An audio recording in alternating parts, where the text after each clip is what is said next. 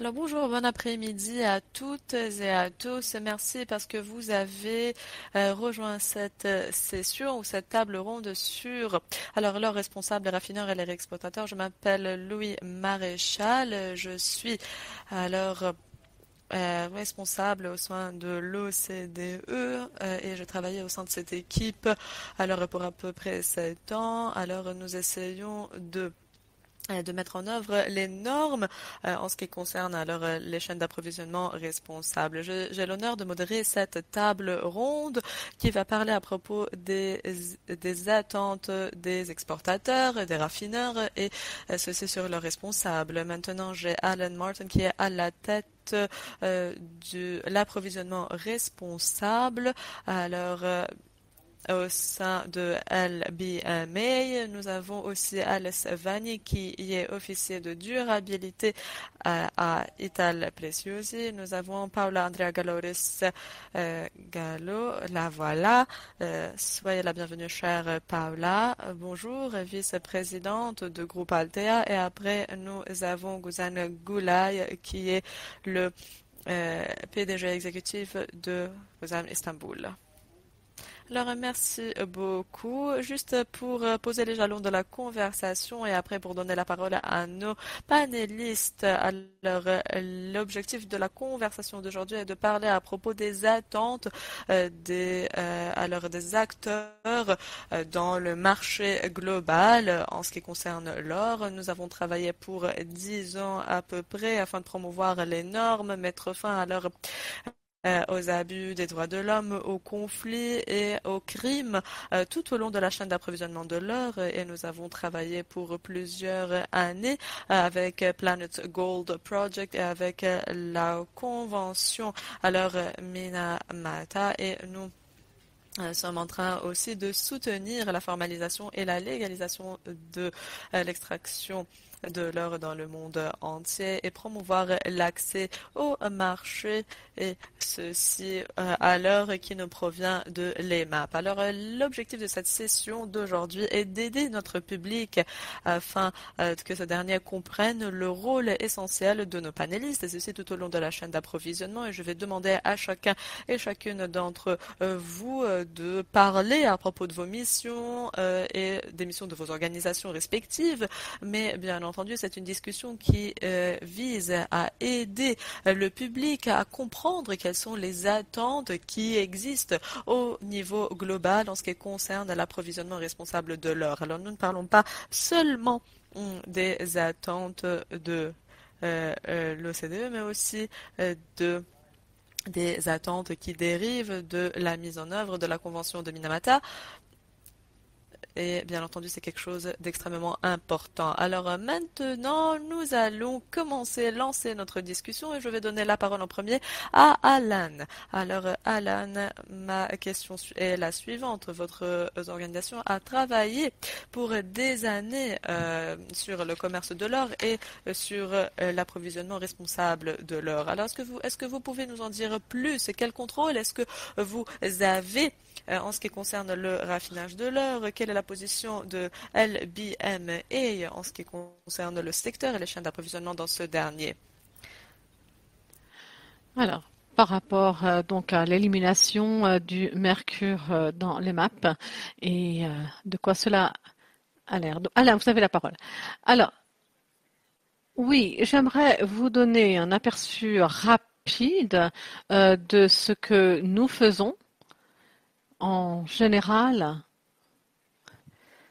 Donc, en effet, par rapport à l'autorité de surveillance des métaux, de l'industrie et par rapport aux taxes, voilà. Donc c'est un sujet assez vaste. C'est un peu qui nous sommes, donc à la LBMA, et nous avons les standards et les garanties d'une qualité, c'est-à-dire que par rapport à la taille, par rapport à la qualité, par rapport au poids, n'est-ce pas?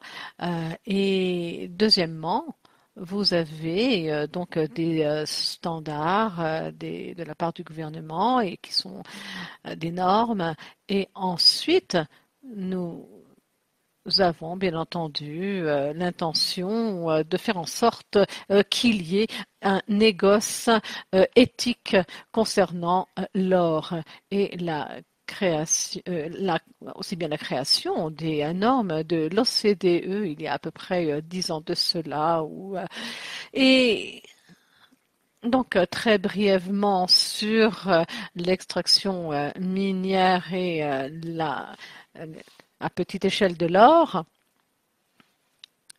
eh bien, LBMA soutient vraiment ce secteur orpaillé par rapport au travail fait par les raffineurs. On sait très bien que ce secteur est important pour la production mondiale et qui gagne moins de 1%. Mais enfin, c'est un montant petit, mais pas négligeable.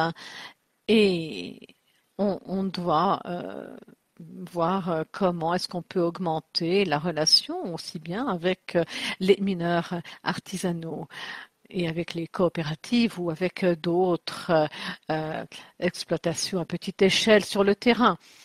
Et il faudrait vraiment peut-être repenser même et saisir des opportunités qu'offrirait ce secteur pour les raffineurs. Et cette année, au cours de cette année, nous partagerons ces résultats que nous aurons obtenus suite à cette étude. Ensuite, par rapport à l'utilisation du mercure, une des raisons principales pour laquelle nos raffineries ont vraiment une politique en place par rapport à cela, c'est que cela est associé avec l'endommagement de l'environnement et on ne veut pas être associé à cela, bien entendu. Et il faut vraiment aussi bien étudier qui sont les personnes de la chaîne d'approvisionnement et nous avons, enfin, par rapport à cela, nous sommes responsables, n'est-ce pas, de l'alignement aux lignes directrices de l'OCDE et pour être en conformité avec l'OCDE, nos raffineurs doivent donc savoir s'il y a du mercure dans la chaîne d'approvisionnement, sinon quelles sont les mesures d'atténuation qui ont été entreprises pour parer à cela et respecter ces normes. Et récemment à Londres, il y a quelque temps, il y a eu un commentaire qui a émergé de cette discussion concernant l'élimination du mercure et une gestion beaucoup plus responsable. C'est en effet quelque chose qu'on va continuer à explorer au cours de cette année. Je ne sais pas s'il y avait d'autres questions auxquelles vous auriez voulu que je réponde, Louis. Donc, merci. Je reviendrai vers vous plus tard. J'aimerais maintenant passer à Alice. Alice, vous représentez donc la compagnie Ital Preciosi. Alors, quelles sont donc les études telles que mentionnées par le LBMA? On a répondu à cela. Quelles sont vos attentes? Est-ce que vous achetez votre or de différentes sources et sinon pourquoi? Et puis, une autre question. Est-ce que vous avez un plan d'action qui pourrait vous aider à éliminer ce genre de problème? À vous, Alice. Merci beaucoup. Je vais donc essayer de répondre à toutes ces questions. Alors, premièrement, Ital Preciosa a commencé à travailler sur ce sujet, sur l'approvisionnement de l'or de mineurs à petite échelle et mineurs artisanaux depuis 2008. Et puis, depuis, nous avons discuté de ce sujet. J'aimerais commencer par dire que, comme Alain l'a dit, pour les extractions artisanales et à petite échelle, je ne sais pas si elles utilisent tous le mercure. J'espère que c'est pas le cas. C'est très positif de ne pas le faire. Et cela dépendra bien entendu des pays et d'autres éléments. Et concernant donc la raffinerie, on a commencé à travailler avec des procédures bien spécifiques depuis plusieurs années. Et à l'interne, nous sommes assez stricts, je dois dire, et cela dépend des pays. Bien entendu, chaque pays a des réglementations différentes et une compréhension différente des choses. Quelles est donc les conventions, comment est-ce que ils l'appliquent, etc. Il y a différentes choses qu'il faut prendre en considération avec les contreparties avec lesquelles nous travaillons. Et dès le début, l'extraction artisanale minière, comme il y a donc un manque de financement, n'est-ce pas, tel que mentionné, et donc ce sont des contreparties à haut risque. Toutefois, pour nous, il est important de faire passer le message qu'on ne peut pas éviter cette partie de la chaîne d'approvisionnement parce que cela représente quand même une assez grande partie. Hein. Donc on ne peut pas les exclure premièrement. Donc on doit travailler avec synergie avec tous les acteurs de la chaîne d'approvisionnement pour améliorer notre travail. Et un des facteurs qui est important pour nous, c'est par rapport à avec les personnes avec qui nous travaillons, que ce soit les négociants qui peuvent nous aider aussi à être en conformité. Et nous avons donc maintenant, nous travaillons avec un plus grand nombre de mineurs artisanaux et à petite échelle. Et bien entendu, le chiffre a augmenté au fur et à mesure des années, mais on veut bien gérer cela et mieux gérer cela.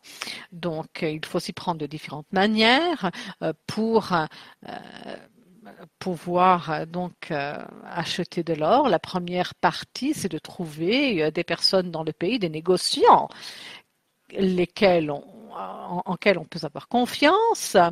Nous avons un exemple qui a été donné dans ce panel. C'est une des meilleures compagnies qui travaille avec nous, mais il est important d'avoir donc des personnes avec qui nous pouvons travailler en toute confiance. Et une fois que cela est fait, il est nécessaire d'améliorer leur savoir. C'est pour ça qu'on a créé, nous avons créé un site web pour le partage d'informations qu'on partage avec nos fournisseurs où on les informe sur, par exemple, la gestion responsable et aussi sur les maps car nous voulons travailler avec eux, mais il faut que de leur part, ils aient donc par exemple l'équipement ou bien les combinaisons personnelles de protection et d'autres choses qu'ils doivent respecter. Et dans ce cas-là, on peut mieux gérer les risques ou les atténuer. En ce sens, par rapport à cela, lorsque nous devons travailler avec ces personnes de la chaîne d'approvisionnement, ça prend plus de travail parce qu'il faut faire beaucoup plus d'évaluation, de vérification, il faut qu'il y ait des réunions et constamment s'assurer d'évaluer la situation. Et voilà, donc par rapport aux normes, pour être en conformité. Voilà, et comme je l'ai dit, c'est pas tout le temps qu'ils utilisent le mercure, mais dans ce cas, la meilleure manière pour nous d'être en partenariat, ça serait d'être en partenariat, comme dans notre cas, avec Planète Gold pour participer à des projets et pour appuyer des projets parce que beaucoup ont eu une très bonne expérience.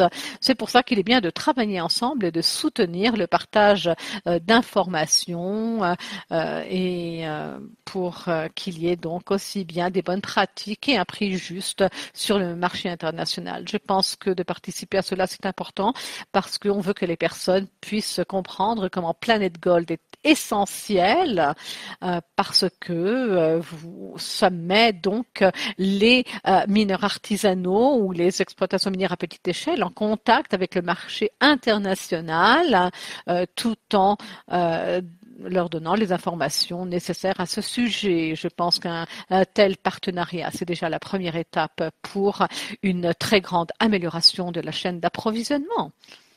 Voilà, j'espère que je n'ai pas trop parlé. Non, ça va. Donc, très bien. Merci. Merci Alice, c'était très utile. Alors, peut-être une question substantielle par rapport à la raffinerie. Est-ce que vous faites cela sur base annuelle de tels projets? Je n'ai pas un pourcentage maintenant, mais c'est très peu. C'est un tout petit pourcentage quand même par rapport à notre travail. Et encore une question pour vous, Alan.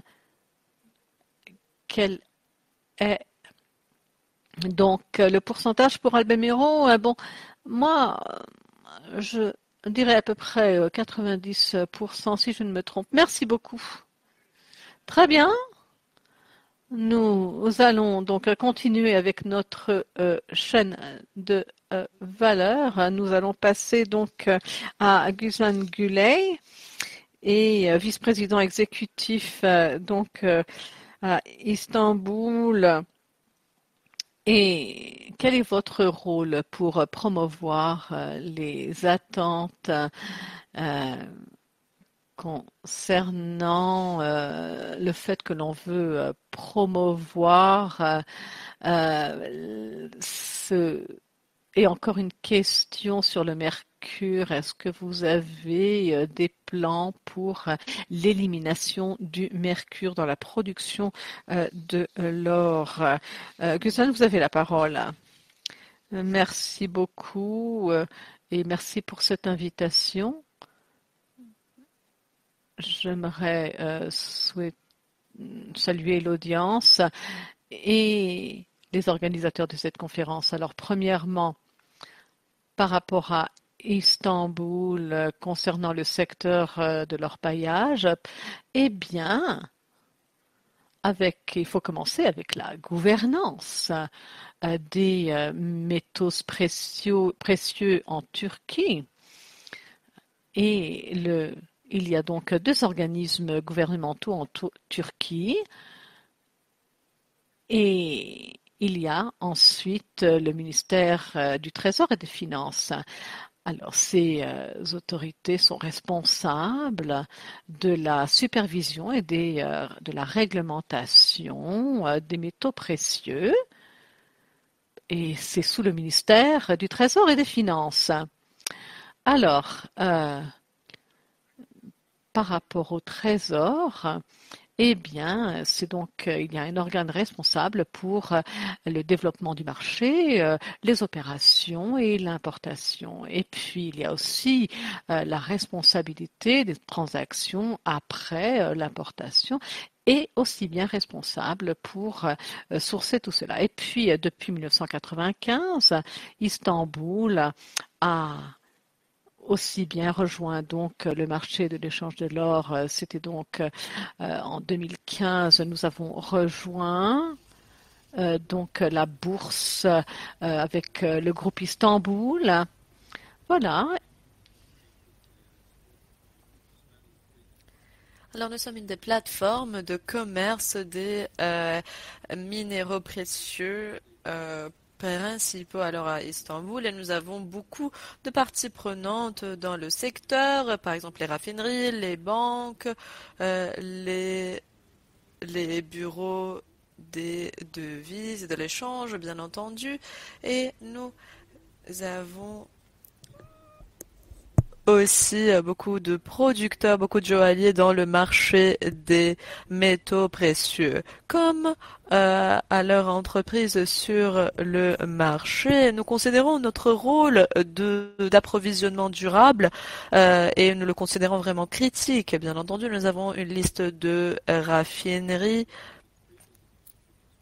qui peuvent participer au commerce dans le marché des métaux précieux et des pierres précieuses. En outre, nous travaillons ainsi aussi avec 75 membres en Turquie. Ces membres incluent les banques, les raffineries, les les entreprises des métaux précieux, les entreprises de marketing, entre autres, comme je l'ai déjà mentionné. Alors, les parties prenantes sont vraiment nombreuses et ces membres, ces parties prenantes,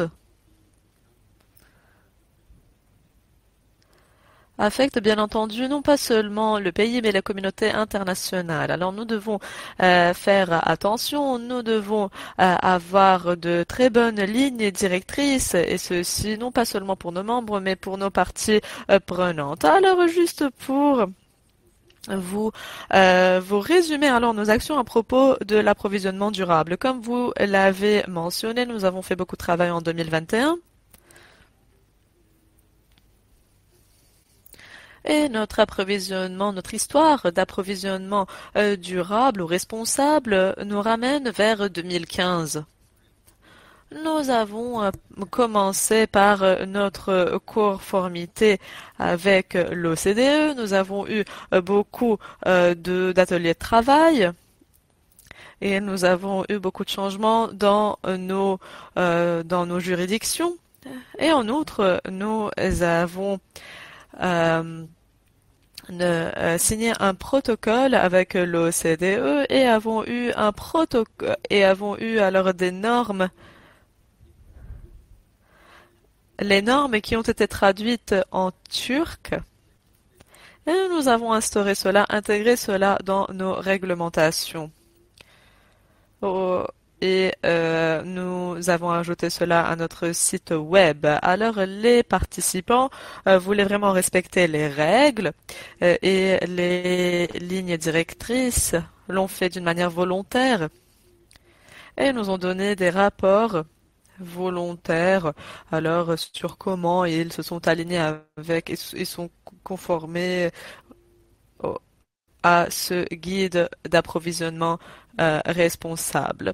Or, en 2021, le ministère du Trésor et de la Finance a publié et a pris les mesures nécessaires en ce qui concerne l'approvisionnement et les chaînes d'approvisionnement durable et a aussi publié un règlement sur le commerce des métaux précieux, notamment sur l'import, sur l'importation, l'approvisionnement responsable, entre autres. Alors, nous avons publié des réglementations adéquates sur l'approvisionnement durable.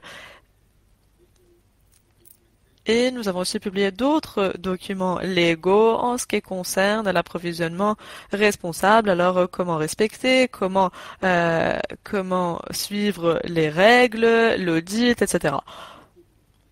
Après,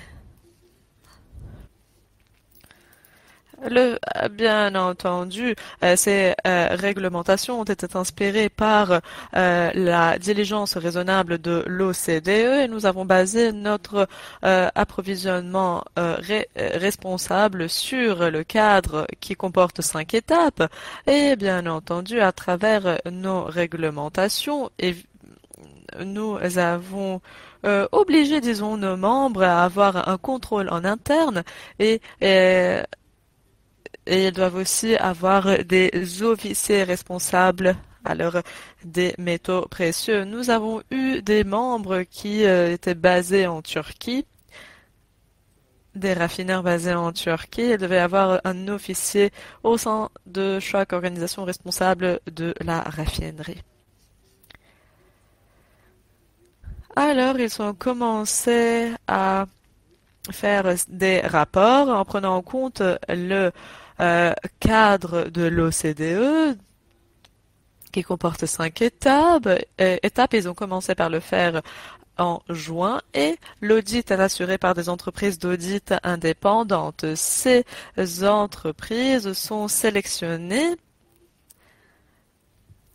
par les organisations adéquates à Istanbul. Et quelconque problème, quelconque enfreint de règles va résulter en alors l'annulation de la licence, voilà, et malheureusement nous l'avons déjà fait. Et nous avons montré vraiment au marché le fait que nous sommes vraiment sérieux en ce qui concerne l'application et le respect de toutes ces lois, toutes ces règles. En outre, nous offrons des formations sur l'approvisionnement durable et responsable. Nous avions eu à peu près 400 participants qui viennent de 68 organisations. En outre, nous avons eu 25 auditeurs indépendants en ligne qui ont participé à ces formations et nous continuons à le faire à chaque fois lorsqu'il y a une application, lorsque quelqu'un veut comprendre les législations et ou recevoir des informations sur comment faire alors des applications adéquates en ce qui concerne le commerce, la production ou même l'importation. Nous avons aussi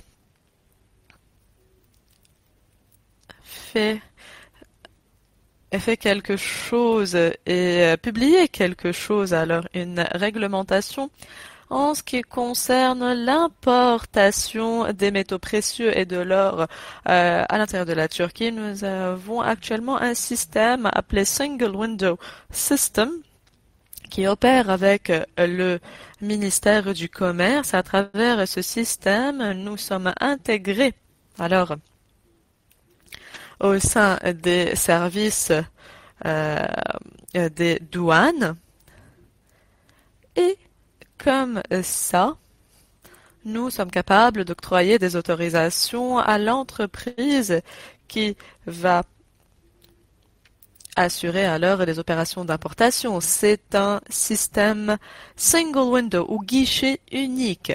Alors comme ça, nous pouvons lancer cette importation et nous suivons toutes ces entreprises avec les documents nécessaires, les enquêtes nécessaires, l'audit et ceci à travers ce système électronique. Et lorsque les autorités veulent vérifier s'il y a quelconque problème, s'il y a quelque chose qui ne respecte pas ou quelqu'un qui ne respecte pas les règles, ils peuvent le faire à travers ce système.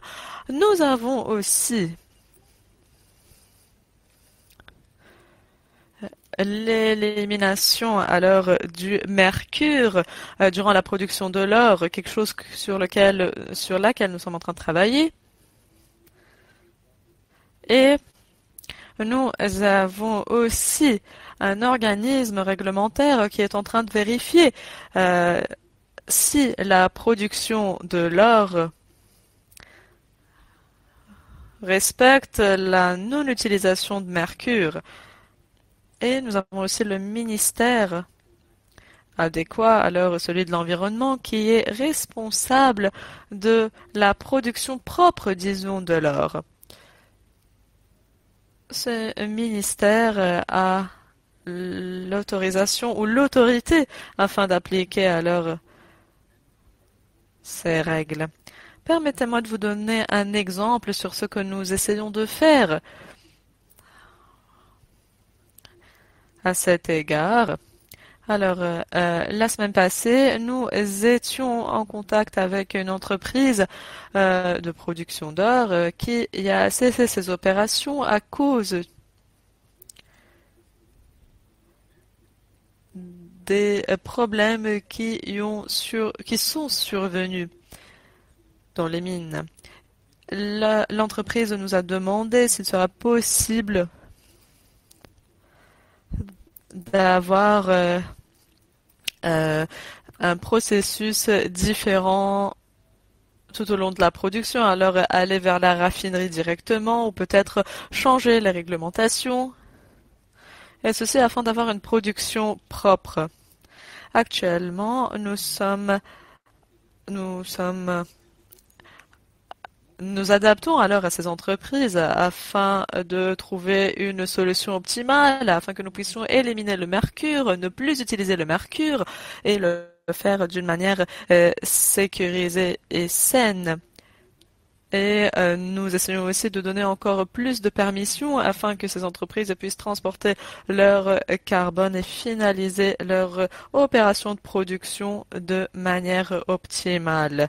Alors, voici ce que nous essayons de faire, et ceci en ce qui concerne la réduction de l'utilisation du mercure dans notre production.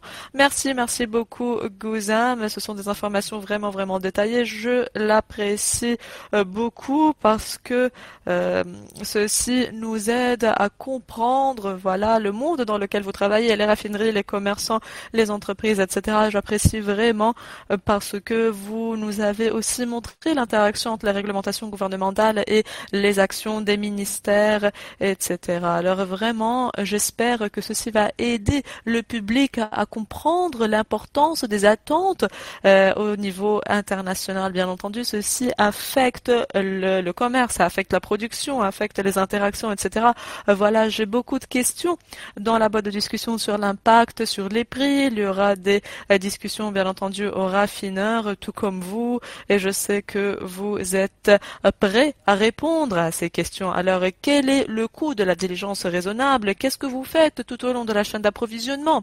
Comment est-ce que vous pouvez aider les mineurs euh, faire face à ce coût, disons. Alors avant de commencer par les questions, je vais donner la parole à Paula qui travaille avec un exportateur d'or en Colombie. Je vais poser ma question en anglais, mais vous allez recevoir votre traduction en espagnol ou la traduction en espagnol et allez être capable d'y répondre en espagnol. Alors la question est la suivante. Concrètement, ces attentes, quel impact votre travail et comment est-ce que vous communiquez ces attentes à vos partenaires commerciaux? Et quelle est leur réaction à cet égard? Quel impact ou quel est l'impact de ces attentes internationales sur le terrain? Et question finale, je pense, qui est reliée à ce que j'ai déjà dit. Quel est le soutien dont vous avez besoin des entreprises tout au long de la chaîne d'approvisionnement afin de matérialiser ces attentes, de les rendre réelles et afin qu'elles aident vos activités journalières. Paula, la parole est à vous.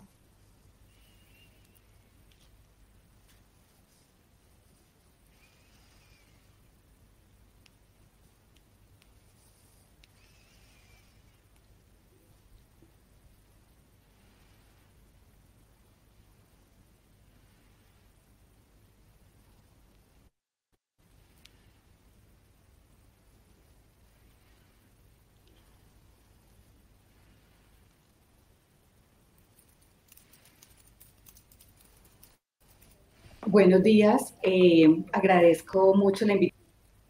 Alors bonjour, merci beaucoup pour cette invitation à cet événement, à cette table ronde extrêmement importante en ce qui concerne le travail ou en ce qui Voilà. concerne les maps. Permettez-moi de vous dire que notre organisation a déployé beaucoup d'efforts afin de documenter ces efforts, afin de documenter ces actions et ces processus, ce qui nous a permis de mettre en œuvre une chaîne d'approvisionnement traçable. En outre, nous avons été capables de mettre la lumière sur l'expertise de nos fournisseurs et de nos clients. Alors maintenant, nous avons la traçabilité, nous avons le commerce. Tout cela est aligné avec les réglementations au niveau national et avec les lignes directrices à l'international.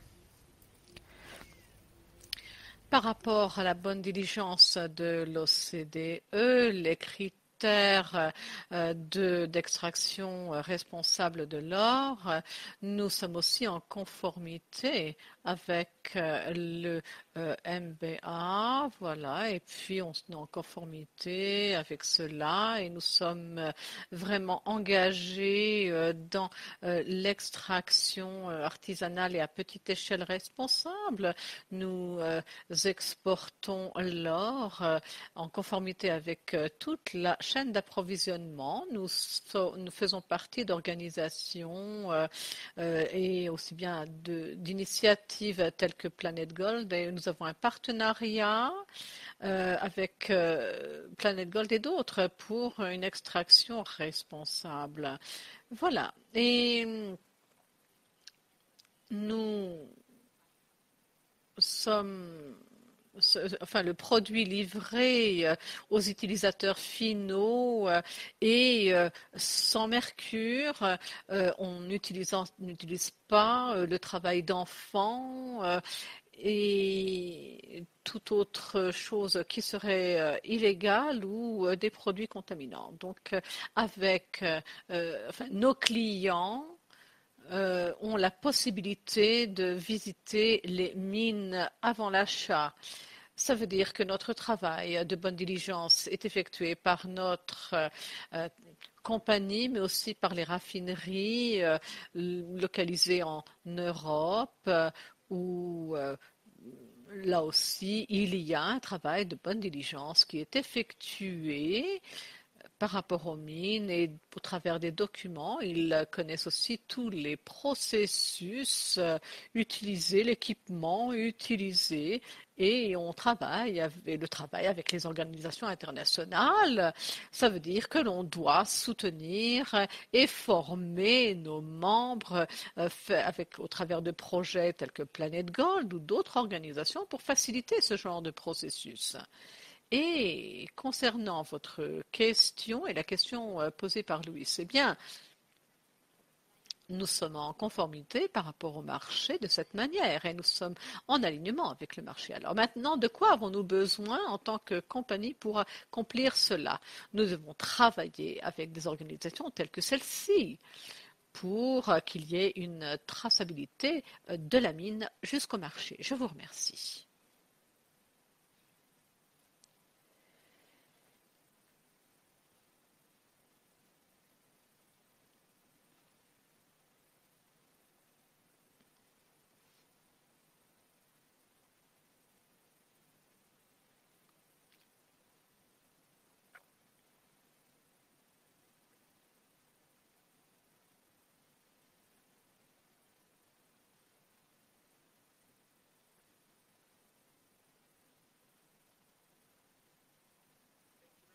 Merci beaucoup, Paola, pour cette réponse. C'est important d'avoir un sens de ce qui se passe sur le terrain et les défis auxquels vous faisiez face. C'est donc la fin de nos questions avec les membres de ce panel et nous avons des questions sur des sujets sensibles, c'est-à-dire la bonne diligence, n'est-ce pas? Et il y a donc des questions maintenant de la part de l'audience. Alors, comment, par rapport au coût, ça serait bien d'entendre parler de chiffres des raffineurs, combien cela leur coûte d'acheter leur artisanal versus d'autres sources. Alors peut-être que Alain, c'est beaucoup plus pour vous cette question et peut-être pour Alice, oui. Alors Alice, oui, c'est certain que une des actions par rapport à cela, donc et par rapport à la production, et c'est vrai que c'est quand il y a une petite production, c'est différent. Et puis, je ne suis pas celle en charge de cela dans la compagnie qui peut vous donner ces chiffres, mais je peux demander aux collègues de me donner ces chiffres pour la prochaine fois. Ce que je peux dire cependant, c'est que on peut toujours trouver des solutions. Par exemple, si vous avez un négociant qui peut vous fournir de l'or de différentes sources, et cela peut aussi bien alléger le problème des coûts de logistique. Et cela dépend de beaucoup de choses. Lorsqu'on parle de l'EMAP, on parle aussi du matériel certifié, n'est-ce pas? Et puis, les problèmes, donc aussi bien lorsque c'est certifié, vous devez donc aussi bien faire une ségrégation par rapport à la production. Et puis, il y a eu quelques années, enfin, il y a beaucoup d'années de ça, on avait créé une raffinerie, enfin une petite partie au sein de la raffinerie qui travaillait uniquement sur les colis de 5 kilos sur le matériel certifié. Mais lorsque c'est pas certifié, par exemple, que ça, donc là, il est donc possible qu'il y ait des frais à ajouter. Mais toutefois, cela dépend.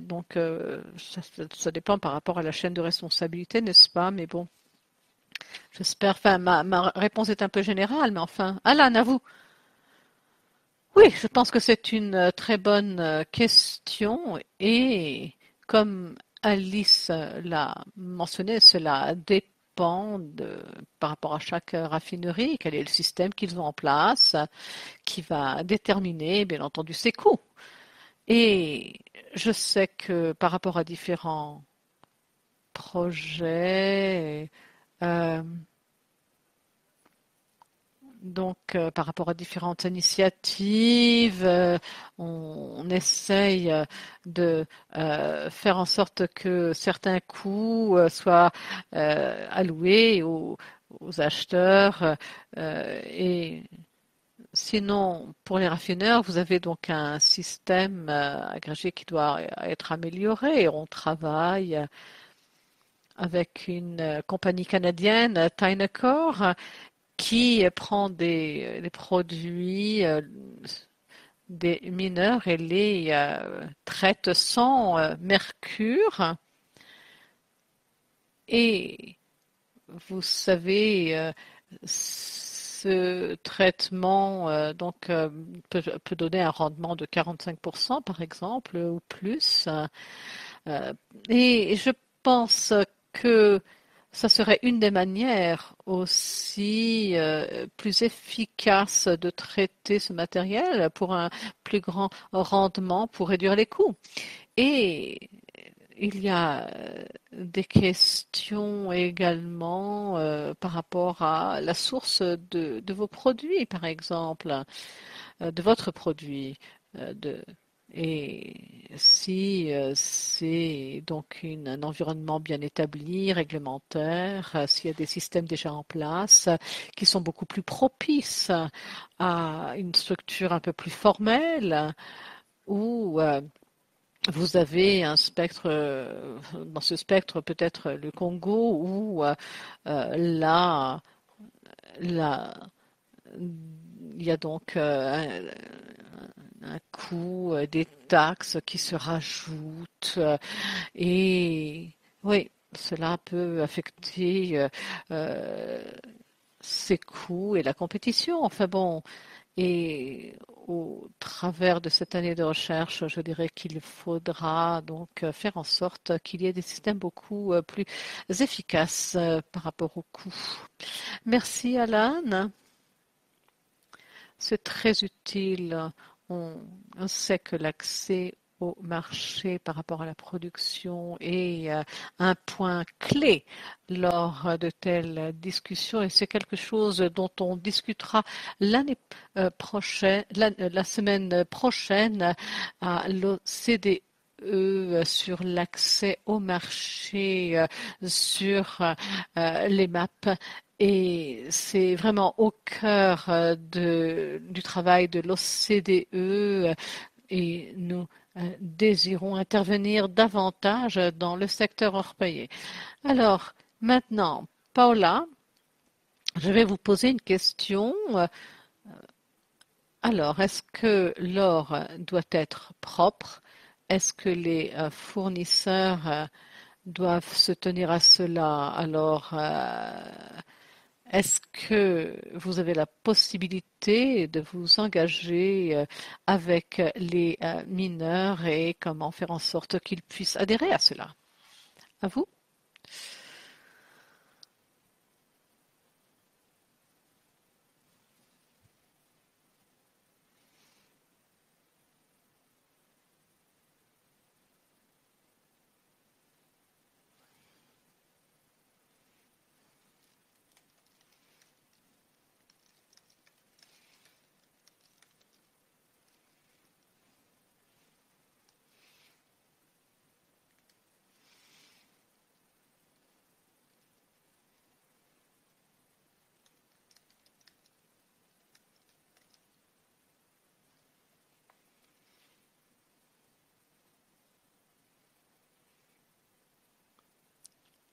Alors, nous n'entendons pas l'intervenante. Alors, oui, voilà. Notre chaîne d'approvisionnement, c'est surtout des mineurs artisanaux et puis des mineurs à d'exploitation minière à d'extraction minière à petite échelle. Donc, c'est vrai que les méthodes d'extraction, eh bien, il est nécessaire de connaître tout cela pour garantir que ce soit de leur propre, enfin, sans contaminants. Alors, comment doit-on travailler avec ces mineurs pour qu'ils puissent être intégrés dans ce marché formel? Eh bien, récemment, nous avons complété un projet avec un partenaire pour l'extraction minière responsable et nous voulons inclure plus de mineurs artisanaux dans le marché formel. Et la manière de faire de cela au travers des chaînes d'approvisionnement, il y a peut-être donc des mesures incitatives, il est peut-être nécessaire de payer un certain prix s'ils sont en conformité, si par exemple, où l'or peut être propre, il est aussi nécessaire de travailler avec le ministère des Mines et cela veut dire que il y a aussi des plans pour la ségrégation des minerais et pour que les communautés utilisant l'extraction minière de l'or sans mercure, beaucoup de travail a été fait avec le projet Planet Gold et qui soutient donc ces mineurs pour remplacer le mercure pour produire de l'or propre. De cette manière, cela nous permettra de les inclure dans la chaîne d'approvisionnement. Donc, pour une compagnie comme la nôtre en Colombie, eh bien, il est défendu d'avoir des minerais traités au mercure. Ce que l'on peut faire en tant que compagnie, c'est qu'on doit s'assurer qu'il y ait une production d'or propre. C'est important. Merci beaucoup, Paola. Donc, avant de clore cette séance, je pense qu'il y a peut-être une question encore concernant le mercure. Eh bien, peut-être il est nécessaire de fournir des outils aux mineurs et du savoir aussi bien, le savoir-faire pour éliminer cela. Et puis, ce qui est commun de nos jours, c'est des programmes, n'est-ce pas, qui sont par des ONG ou des agences internationales qui pourraient apporter le savoir et la technologie. Il y a beaucoup d'expériences concernant cela pour s'assurer de la stabilité. C'est quelque chose que beaucoup de parties prenantes ont travaillé sur cela. Et une autre manière serait, comment dirais-je, d'avoir la capacité pour les mineurs de financer eux-mêmes l'approvisionnement d'un tel équipement ou de tels produits pour aussi bien qu'il y ait la possibilité de financer cela pour les communautés faisant de l'extraction minière. Il y a beaucoup de travail effectué, beaucoup d'initiatives qui visent à promouvoir les capacités des mineurs pour s'autofinancer, que ce soit dans le secteur financier ou autre. C'est quelque chose dont on parlera la semaine prochaine. Et c'est vraiment inévitable afin de promouvoir l'inclusion de ces mineurs dans les chaînes d'approvisionnement. Alors, je pense que les personnes les meilleures placées sont les mineurs en ce qui concerne, voilà, le fait d'avoir accès, de promouvoir aux finances, d'améliorer ce commerce. Alors, comment est-ce que nous pouvons réaliser cela? Nous allons voir. Il est actuellement 4 heures de l'après-midi. Alors, permettez-moi de clore cette session. Merci beaucoup pour cette discussion vraiment intéressante. Merci parce que vous nous avez donné cette vue d'ensemble vraiment détaillée sur voilà la chaîne d'approvisionnement. Merci beaucoup pour toutes les questions qui ont été posées. Merci beaucoup à nos interprètes et je vous souhaite une très bonne ou un très bon reste de journée. Merci beaucoup, au revoir. Merci, au revoir.